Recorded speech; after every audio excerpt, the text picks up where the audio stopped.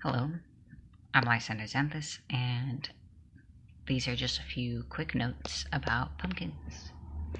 It came up a bit at random in a reading video earlier today, so I thought I would create a separate video to reference about pumpkins.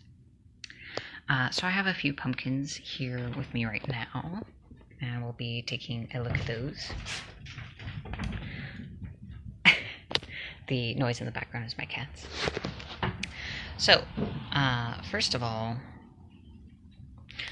let's talk about some of the metaphysical properties of pumpkins. They are primarily associated to abundance of all kinds, but they're especially popular in wealth and money, magic, or intentions, in attracting that to yourself. And they are very protective. They chase away, absorb, and banish evil of various sorts: ill will, negative entities, negative people in your life, and so on. There are a lot of ways to use them. I'm very fond of them, so typically what I do is the mini pumpkins like this, they're really inexpensive. My fiance and I buy like a pack of them at a time, and we'll sit them around our room or the spaces in which we work.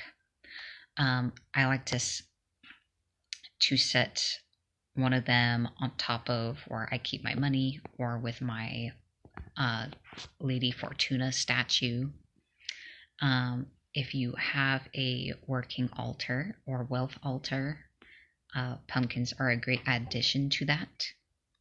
Not only will they encourage abundance, but they kind of soak up any negative energy blocking the flow of abundance into your life, and kind of absorb either other people or things that could be causing money issues for you.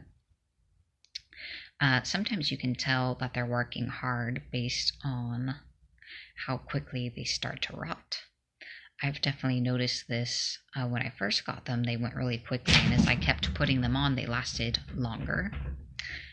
Certain locations in the house are more prone to negative activity and energy, and the pumpkins in those locations rot faster.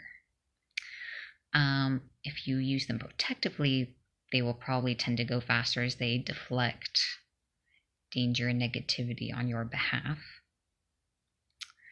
I believe that everything has a spirit in its own way. So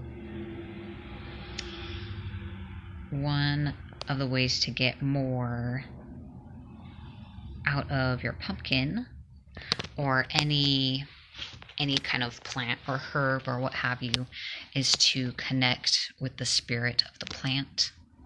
At least what reflects my experience is that there's like a big overarching spirit or consciousness associated to the pumpkin plant. It's not like this individual pumpkin doesn't have its own spirit. It's like an extension of the great spirit of pumpkin. And I find that most plants are like that. So to connect with the spirit of the plant, you don't actually even have to have the physical plant in your hand, but we could talk about that another time. So you'll just hold the pumpkin or touch it and focus, and just kind of, you can say it in your mind or aloud. I ask the spirit of pumpkin to lend me its spirit medicine or plant medicine, and to infuse this pumpkin with its healing energies, and think about what you'd like the focus of the pumpkin you're touching to be, whether it's to protect you from evil or to encourage abundance. It's generally better to focus a specific plant you're using on one thing, although it can serve multiple purposes. So I haven't done that with my pumpkins, my little pumpkins yet that I just got, but I will do that with each of them before I set them around the house. Sometimes I like to take them outside and infuse them with sunlight. Let's see. Becky says, so pumpkins work like limes in your space as for deflecting. Yes, I actually forgot that limes are used in that way. I'm accustomed to using pumpkins. Of course, pumpkins are seasonal, so for anyone who wants something for the rest of the year, limes and lemons are pretty good.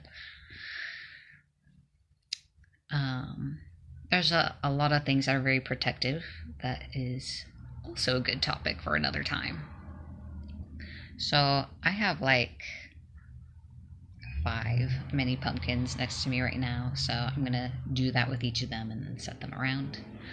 And I kind of gear them to both deflecting or absorbing negative energies or other people's ill will, and any blockages, clearing any blockages to abundance and encouraging more abundance and harvest in one's life. Pumpkins are, I recently learned this, they're lunar, so they're more attached to the moon.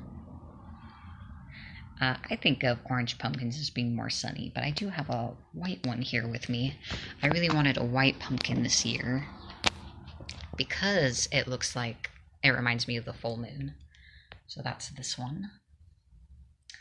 I don't think that I'm actually going to cut open or carve or do anything with it. This one in particular, I've just been kind of, it may sound strange, I've been keeping it around me, so yes, I've intermittently moved the pumpkin through the house with me throughout the day. I'm actually going to flip the camera around so we can look at the little ones. Yes, we saw this pumpkin earlier, but here it is again.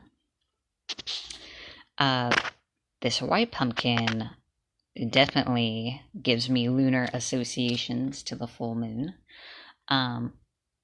This one has a very nice energy.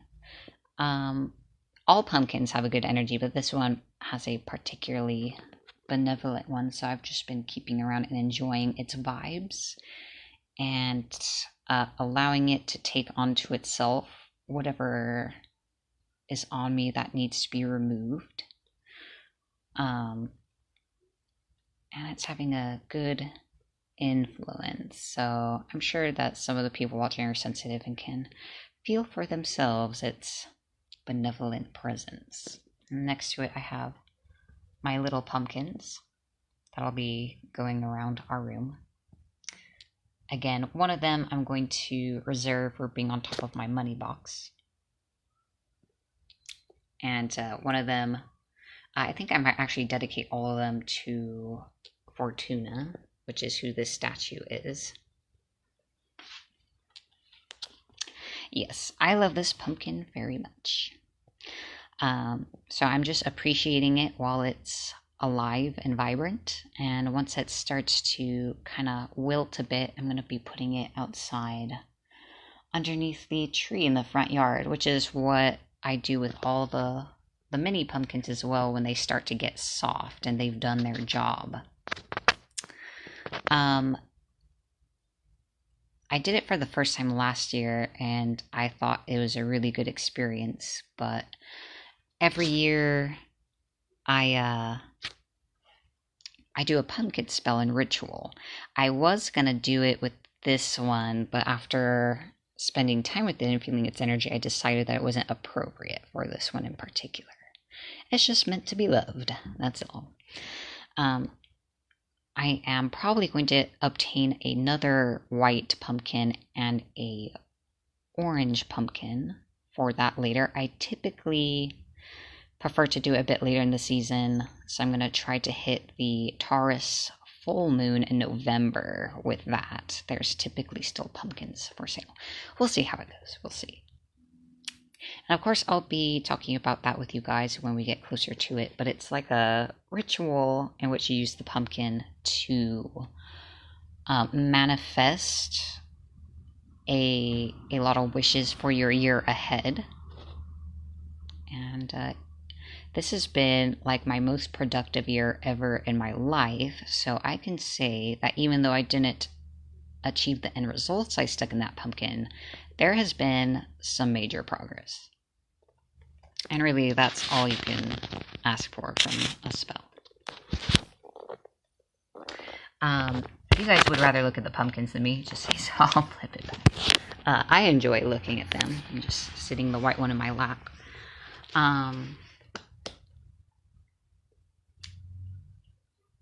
Right. Pumpkin is a mighty plant to be reckoned with. The spirit of pumpkin is extremely benevolent. I'd like to share a story of I'm not sure if it's like literally the first spell I ever did, but it is definitely one of the first 3. It's kind of a serious story, so trigger warning to anyone, because it does talk about my awful childhood. I'm not going to get graphic or anything, just sort of like... Anyway, so another thing pumpkin does, like I've mentioned several times, is to banish evil. And pumpkin is no joke, and I'm extremely fond of the plant because what it did for me as a child. For many years, when I was a kid, I was being abused by a relative, and this relative had a garden on his property where we would grow crops. Not like tons. It's like a really small, like 20 feet by 20 feet piece of land. But I was obviously extremely miserable and afraid. And I was like digging through his drawers and found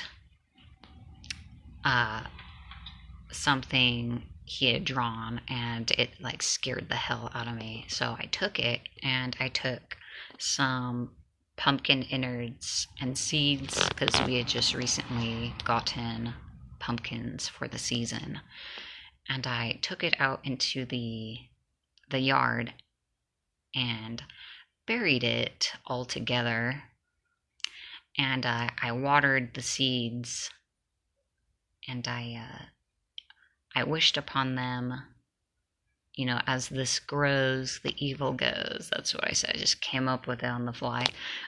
People are always so astounded when I say it. It's like, how did you know to do that? It's like, I don't know. I just did it. And I tried to remember to water it now and then, but I left it in there. Obviously, I didn't tell anyone that I had done that until I was like an adult. But like shortly after that, what he was doing was found out, and it's like, obviously it's like a legal hullabaloo for like 2 years, but he actually is like in jail for the rest of his life, which is basically unheard of for child abusers. So obviously I can't help but think that it at least gave a little nudge in that direction.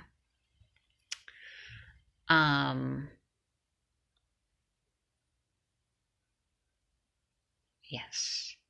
That actually reminds me of something else pumpkin does, but I'll get to that in a minute. So that's was like, if not the first spell I ever did, pretty close, and it was very powerful, and it got rid of an enormous source of suffering in my life as a child. So I'm a fan of pumpkin, and I believe in its power. And my own power, of course, but pumpkins, along with banishing evil and attracting abundance, is a wish-granting plant. Also evidenced by that story in particular, and the ritual I did with pumpkin last year. There are a few plants where their talent is in granting wishes, and pumpkin is one of them. There's a lot of different ways you could use pumpkin for that, and they're all good ways. I especially like, like my fiance, I like to cook magic into my food. She's more the cook though. I prefer baking, so pumpkin pie can be a very magical experience if you put the intention into the pumpkin. Also, if you do bake pumpkin pie, remember to use pie pumpkins, not the jack-o'-lanterns. It'll taste a lot better. Yeah, it happened. And it was terrible. But it's over. And as extraordinary as it is, he got essentially a life sentence. Again, basically unheard of. For the few who do get found out, and the even fewer who actually get persecuted legally for what they've done, very few are handed sentences. At least that's the way it's been. I do see something of a change occurring slowly.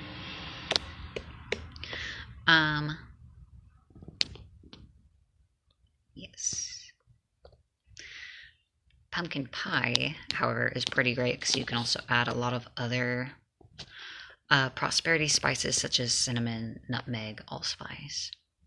I don't like to eat other people's baked goods or store-bought ones because I live in America and all of our baked goods are super sugary. So I put a lot less sugar in mine, so my pies tend to be very heavily spiced. Debbie asks, how did I like the Celtic story about the pumpkin from Ireland? Actually have been doing other videos since then, so I haven't had a chance to watch it yet, but I will. I do recall that, not from the video, just generally, pumpkins are the most like the head, which Celts thought was the most important part of the body, the head, and carved to chase away evil spirits, although back in the day it was like turnips and other root vegetables. I don't remember how it got to be being the pumpkin, but it did at some point. Right. The last thing I wanted to talk about is how to care for your pumpkin so it lasts slightly longer. So when you bring your pumpkin home, it's important to disinfect the outside. So let's talk about if you are not going to carve your pumpkin. So if you're just going to leave it whole and have it around, you'll want to wash the outside. You can wash it with soap and water, but you really want to actually disinfect it so you kill all the surface bacteria. So it'll take longer for it to start to wilt and rot. So I used like a Clorox wipe. I'm not going to eat it, so I just wiped the outside to make sure it was clean and there's nothing on it, so to encourage growth, so to speak. Keeping your pumpkins cool. My house is very cold, so I don't have to worry about that, but it's something to be mindful of. If you are keeping your pumpkins in a location that is warm or in sunlight, they're going to go faster. So no direct sunlight and cool temperatures will make your pumpkins last longer. Unless you make a regular habit of energetically cleansing your house, obviously negative energy will make your pumpkins rot faster. Even if you didn't set them up to be absorbent, it's just what they do. What else? If you carve your pumpkins, you should still disinfect the outside. I've also heard of people disinfecting the inside, like pouring a like diluted bleach solution on the inside and outside the pumpkin. And then after that, moisturizing the pumpkin daily with like oil. I haven't tried the oil thing myself or preserving a carved pumpkin, so I can't vouch for it. It's just what I heard. So my advice is mostly for whole pumpkins.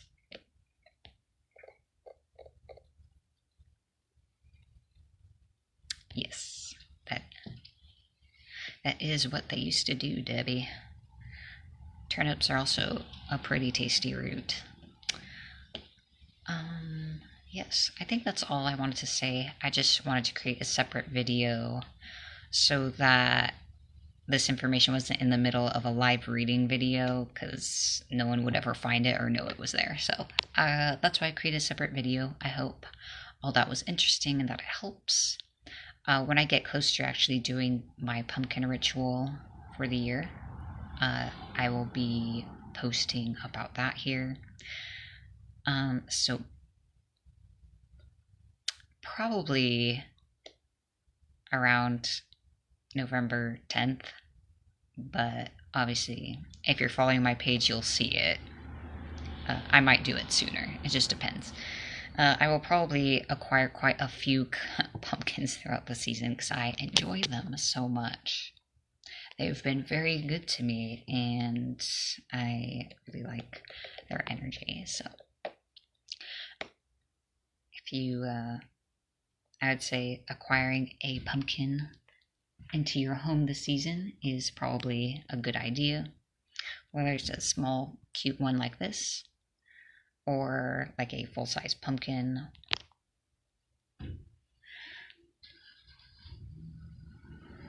It's not just seasonal, it is a way to bring in some good energy into your home.